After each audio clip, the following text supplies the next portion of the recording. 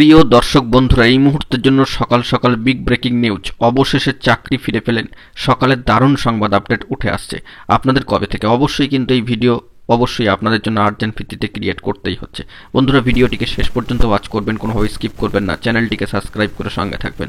চলুন কথাবার্তা না বাড়িয়ে কোনো ইন্ট্রো না দিয়ে আমরা মূল টপিকে ফোকাস করি। অবশেষে চাকরি ফেরত পাচ্ছেন, এরকমই খবর আপডেট কিন্তু উঠে আসছে। সকাল সকাল দারুণ খবর আপডেট এবং কার্যত 3 দিনের নাছোড় বান্দার লড়াই শেষে অবশেষে হারানো চাকরি ফিরে পেতে চলেছেন যাদবপুরের ইন্ডিয়ান ইনস্টিটিউট অফ কেমিক্যাল বায়োলজির যে 51 জন অস্থায়ী কর্মী।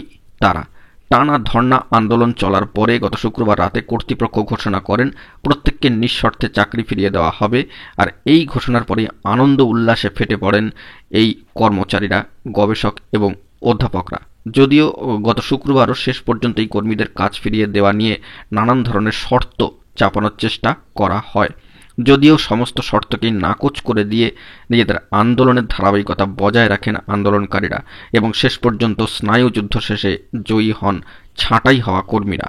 তো বন্ধুরা, এই বিষয়টি এ কারণে তুলে ধরছি কারণ 2016 এসএসসি এসএলএসটির যে চাকরি বাতিল মামলা এবং সেখান থেকে যোগ্য প্রার্থীরা যে চাকরি হারিয়েছেন, যদিও স্টে রয়েছে সুপ্রিম কোর্টে এবং তাদের যে লড়াই চলছে ধর্মতলার বুকে, রাজপথে এই দিন রাতের আন্দোলন চলছে।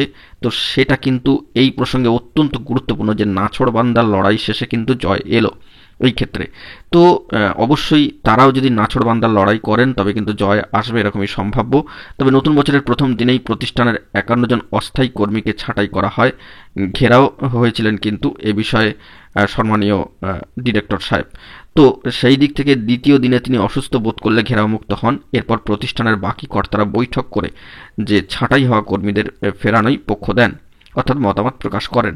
সূত্রের খবর, সেই প্রস্তাব সম্মানীয় ডিরেক্টরের কাছে চূড়ান্ত অনুমোদনের জন্য পাঠানো হলে তিনি সই না করে একাধিক শর্ত চাপান।